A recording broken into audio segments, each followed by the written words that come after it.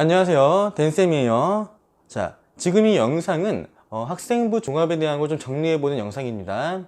그래서 이제 우리가 수시를 쓸 날이 얼마 안 남았어요. 9월 6일부터 시작해서 9월 10일까지 이 중 3일 이상을 각 대학교에서 지원서 넣으세요 라고 말할 거예요. 자, 근데 그 중에서 만약에 학생부 종합 전형을 쓰기로 마음 먹었어 하는 친구들이 있거나, 또는 학생부 종합을 쓰긴 쓸 건데 내가 정확히 잘 모르겠고, 그리고 궁금한 사항들이 있는데 이것들을 해소하기가 힘들어 하는 친구들을 위해서 좀 궁금해할 만한 것들과 필요한 것들을 정리해보는 시간 갖겠습니다. 그리고 오래 걸리지도 않을 거예요. 왜냐면 길면 잘 안 보니까 여러분들이 최대한 짧게, 하지만 필요한 건 다 넣어서 정리해 보도록 할게요. 그래서 일단 여기 보면은 건국대학교, 경희대학교, 연세대학교, 이화여대, 중앙대, 한국외대 이렇게 있는데요. 여기 대학교를 이제 가라고 하는 건 아니고요. 이 대학교들에 있는 연구진, 즉 교수님들이 모여서 공동 집필해가지고 학생부 종합에 대한 Q&A북을 만든 게 있어요. 그래서 오늘은 그걸 토대로 한번 학생부 종합을 정리해 보도록 할 겁니다. 그래서 만약에 내가 그 Q&A북이 필요해 라고 하면은 여기 댓글에 이메일 남겨주시면요, 그 학생부 종합 Q&A북을 보내드리도록 할게요. 그리고 댓글 남기시는 김에 좋아요, 구독도 눌러주시면 감사하겠습니다. 자, 그래서 일단 볼 건데, 우리가 학생부 종합이 정확히 어떤 건지는 알고 가야 돼요.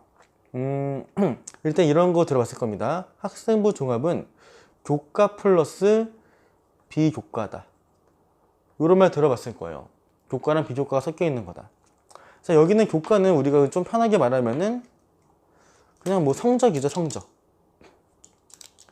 교과는 성적이고요. 비교과는 우리가 외부 활동이라고 말하긴 하지만 그냥 간단히 말해서 스펙이에요. 고등학생들의 스펙. 즉 성적 외에도 우리는 스펙을 볼게 라고 말하는 게 학생부 종합입니다. 그래서 어떤 거냐 이런 말이 있어요. Q&A북 보면은 종합전형에 대해 알고 싶어요 해가지고 쭉 나와 있는데, 너무 많으니까 필요한 것만 보자. 그래서 여기 있는 평가 방식을 보면요, 논술이나 수능같이 단일한 평가 정보를 활용하는 게 아니래요. 아시겠나요? 단일한 평가를 볼 게 아니야. 그래서 종합전형은 리더십과 대인관계 및 인성, 공동체 의식 등을 고려하여 평가하는 그러한 방식이 학생부 종합이라는 거예요. 즉 이러한 것들이 고등학교 내에서 스펙인 거죠. 그래서 중앙대학교에 있는 가이드북에서 뽑아왔어요. 어떤 거냐면, 일단 종합전형이고요, 최저는 없대요. 여기 있는 평가 모형을 좀 보고자 뽑아왔습니다. 그래서 보면 여기에 인성이 있고요, 통합 역량, 탐구 역량, 학업, 발전 가능성 이런 것들이 있고, 이 표 내에 봉사활동, 동아리활동, 자율활동, 진로활동, 교과활동 등이 있습니다. 한마디로 성적만 보는 게 아니라 그 외의 것들도 같이 볼 거고요. 그게 탐구나 통합이나 발전 가능성, 인성 등이 있다고 하는 거죠. 아시겠죠? 학업도 있는 거예요, 성적도. 이것들을 볼 거라고 하는 거고요. 그래서 이걸 기본적으로 알아둔 상태에서 우리가 어떤 거 좀 볼 거냐면, 여기 있는 리스트를 좀 볼게요. 기본적으로 1번 일반고와 특목고, 이런 말 들어봤을 겁니다. 종합은 사실 특목고한테 유리한 거 아닌가요? 특목고에도 뽑으려고 만든 거 아닌가요? 그래서 우리 일반고한테는 불리한 거 아닌가요? 이런 말도 있을 거고요. 일단 확인해 보도록 할게요. 그리고 성적은 중요한가 중요하지 않은가, 뭐 이런 케이스가 있었죠. 가끔 보면은 등급컷 중에 4.7 이런 등급컷 본 적 있을 거예요. 3.9 이 성적으로 그대가 못 갔는데 어떻게 갔지 싶을 정도로 종합해서 가끔 보이는 성적들이 있을 겁니다. 그것도 한번 확인해 보도록 할게요. 그리고 마지막, 자소서를 쓸 건데, 또는 교사 추천서를 쓸 건데, 여기서 유사도 검사 어떻게 하는 거지? 얼만큼 비슷하면 안 되는 거야? 이런 것들도 같이 확인해 보겠습니다. 첫 번째, 일반고 특목고인데요. 이런 말이 있어요. Q&A북에 어떤 고등학교를 다녔는가가 평가에 영향을 미치나요? 한마디로 고교를 서열화하나요? 이런 말일 겁니다. 자, 그래서 보면은 결론적으로 말하면 고교를 서열화해서 평가에 반영할 것이라는 염려는 하지 말래요. 그렇진 않을 거라고 하는 거지. 특목고는 A등급이야, 일반고는 C등급이야, 이렇게 안 할 거라고 하는 거예요. 서열화하지 않을 거예요. 그래서 각 고등학교에서 진행된 교육 프로그램 내에서 지원자가 얼마나 성공적이었는가. 한마디로 뭡니까? 너네 고등학교 내에서 너희들이 얼마나 성공적으로 활동을 했는가를 본다는 그런 맥락적인 평가가 될 거래요. 아시겠죠? 그래서 뒤에 또 보면은 표가 있어요. 표가 있는데 17학년도 유형에 따른 고교 유형별 등록자 현황입니다. 그래서 일반고도 있고 자공고, 특목고, 자사고 막 특성화고 다 있는데요. 일반고랑 우리는 뭐 특목고, 자사고만 보면 되겠죠? 자, 봤을 때 일반고가 6,595명, 비율로 봤을 때는 63.5%고요. 특목고랑 자사고가 합치니까 거의 한 2,400명 되고요. 비율로도 한 24% 되겠네요. 그러면은 일반고가 63%, 특목고가 다 합치면 자사고 포함해서 한 24%쯤 된다고 보면 될 것 같아요. 자, 그래서 보니까 뭐라고 하니까 특정 고교 유형 출신 학생들한테 유리한 전형이라는 오해가 많대요. 이게 오해라는 겁니다. 그래서 학생부 종합 전형으로 입학하는 학생들의 고교 유형별 분포는 일반고 학생 비율이 가장 높다라고 하는 거죠. 근데 이게 사실 맞는 말이긴 한데요. 또 하나 좀 우리가 간과하고 있는 게 있어요. 어떤 거냐면은 더 많이 하긴 많이 갔어. 비율로 봤을 때는. 근데 일반고의 수와 특목고의 수는요, 좀 차이가 나요. 요거까지 확인하고 넘어가 보자. 자, 보면은 이건 제가 이제 교육개발원, 한국교육개발원 교육통계 DB를 뽑아온 건데요. 여기 보면은 일반고의 개수가 있고요. 특목고의 개수가 있고요. 그리고 자율고 중에 자사고의 개수가 있어요. 잘 안 보이니까 여기 아래 뽑아놨어요. 그래서 일반고는 1,500개. 그리고 얘는 특목고입니다. 예, 특목고. 특목고는 148개. 자율고 중에 자사고는 49개래요. 한마디로 특목고는 1,500개 좀 되고 이 두 개 합치면 한 200개 좀 안 되겠죠? 200개 좀 된대요. 근데 아까 말했다시피 일반고에서 63% 갔고 특목고에서 24% 갔어. 그 말인 즉슨 어떤 거냐면 200개 학교 중에서 24명 간다는 거죠. 아까 뭐 퍼센트 명수로 따졌을 때는 여기는 1,500개 중에 63명 간다는 거야. 이거 전에 비율을 따져보면은 얘는 뭐 200대 24니까 좀 편하게 20%라고 보고 10대 1로 볼게요. 10대 1이 안 되겠지만 즉 10명 중에 1명 갈 수 있는 거였고요. 일반고는 어떤 거냐면 비율을 따져봤을 때 복잡하네요. 한 25대 1 되겠다. 그쵸? 즉 25명 중에 1명 갈까 말까 하는 겁니다. 그래서 이게 학교 대비수 비율을 봤을 때는 특목고가 높긴 더 높아요. 아시겠죠? 일반고가 훨씬 더 많으니까 총 비중을 따졌을 때는 일반고에서 더 분포가 많긴 많은데 우리가 그냥 개수로 따졌을 때 학교 대비수로 봤을 때는 특목고가 더 많이 가긴 많이 간다 라고 하는 겁니다. 근데 뭐 이건 인정할 수밖에 없는 부분이고요. 왜냐면 특목고 친구들이 사실 주변의 친구들 보면은 보통 중학교 때 반에서 1, 2등 했거나 전교권에서 놀았던 친구들이 이 특목고로 가요. 그럼 특목고에는 그런 애들만 모여 있으니까 내신 따기가 하늘의 별 따기죠. 그래서 그 아이들은 종합전형에 되게 애를 많이 씁니다. 되게 준비를 많이 해요. 그렇기 때문에 더 잘 가는 거지 얘네가 학교가 높아서 잘 간다? 이런 건 아니라고 하는 거죠. 자, 이게 특목고 일반고. 과연 이게 종합전형이 특목고한테는 유리하고 일반고한테는 불리한 전형인가? 라고 봤을 때 뭐 그렇지는 않다라고 하는 겁니다. 자, 그럼 두 번째 볼게요. 성적 중요한가요? 중요하지 않은가요? 이거 한번 보면은 성적은 일단 말씀드리면 중요해요. 알겠죠? 아까도 말했다시피 우리 아까 맨 처음에 본 거 이거 보면은 성적 비율이 20%밖에 안 되긴 하거든요. 나머지가 20%씩 있고 근데 이때 비중을 차지하고 있어요. 그러니까 아예 안 보는 게 아니라고 하는 거죠. 자, 일단은 요것도 한번 보자. 자, 볼 건데요. 이거는 이제 학생부 종합은 내신 성적이 어느 정도여야지 합격할 수 있을까요? 이런 질문인데요. 이런 말들이 있어요.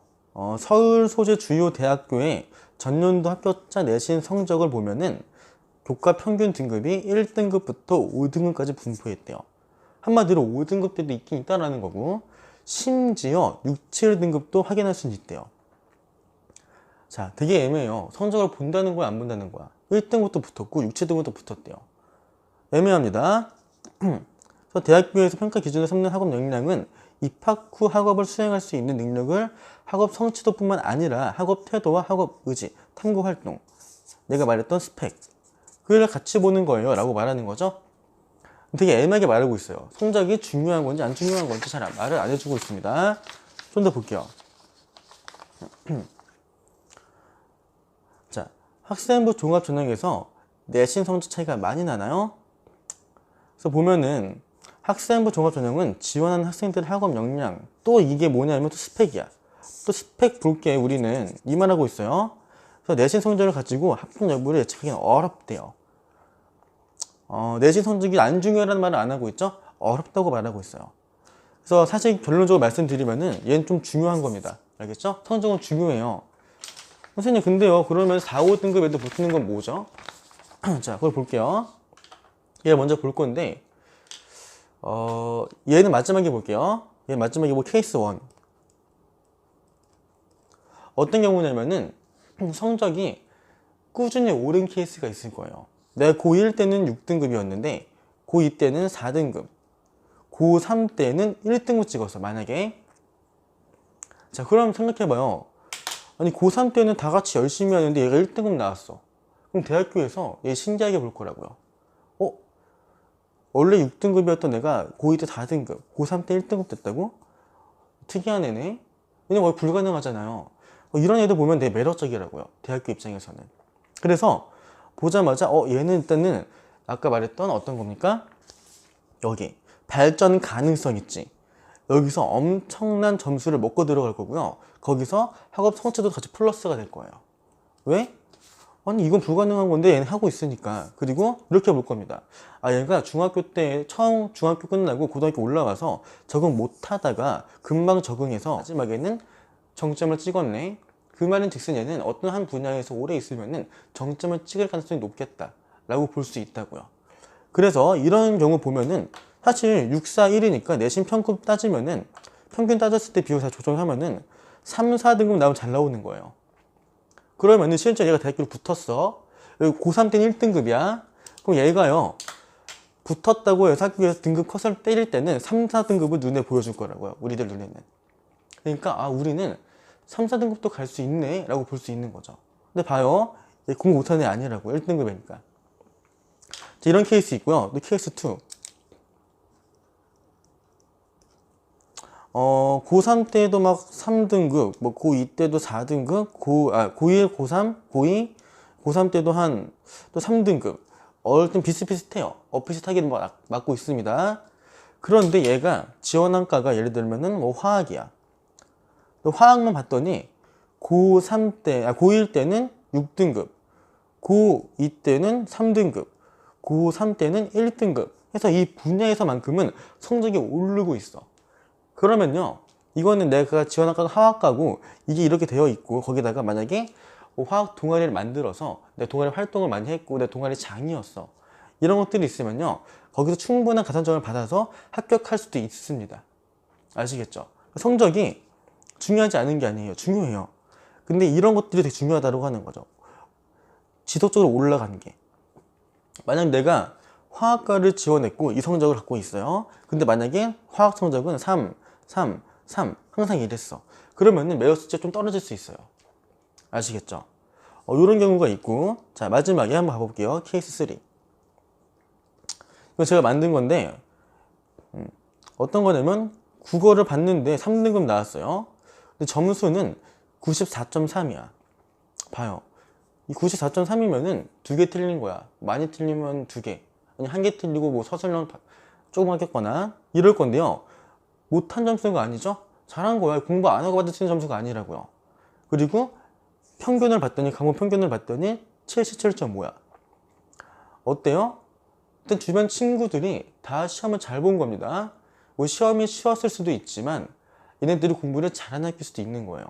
그럼 대학교에서는 이걸 보고 나서 3등급이라고 보지 않을 거예요. 얘네 일단은 과목 평균 되게 높네. 얘는 공부 잘하는 애들인가 보다. 그래서 점수도 94점이면 낮은 점수가 아닌데 이게 3등급이라고? 좀 특이하네. 등수 잘 안 볼 거예요. 볼 수도 있지만. 그 다음에 얘를 볼 겁니다. 성취도. 성취도는 A네? 뭐야, 잘했잖아. 원래 3등급의 성취도가 C 정도 나와줘야 돼요. 잘 나오면 B. 근데 얘는 A로 나왔네? 그럼 얘는 3등급이 아니라 얘는 1등급인 거네. 그래서 대학교에서는요, 여기 쭉 본 다음에 전반적인 분석을 하고 나서 1등급으로 얘를 표기할 거라고요.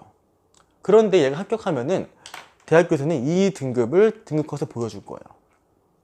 한마디로 이 3등급은 공부를 못하는 3등급이 아니라고 하는 겁니다. 이걸 꼭 알아두셔야 돼요. 자, 한마디로 말씀드리면은 성적 중요하지 않은가? 중요하다라는 말을 하고 싶은 겁니다. 중요해요. 알겠죠? 성적 관리 좀 해주셔야 됩니다. 자, 그럼 마지막 자소서, 교사 추천서, 이거는 유사도 검사. 이거 어떻게 하는 거죠? 이거 이제 확인해보고 끝내도록 할게요. 자, 볼 건데 이걸 봐야 돼요. 유서를 구분할 수 있는데 A 수준, B 수준, C 수준, 블루존, 옐로우존, 레드존이 있습니다.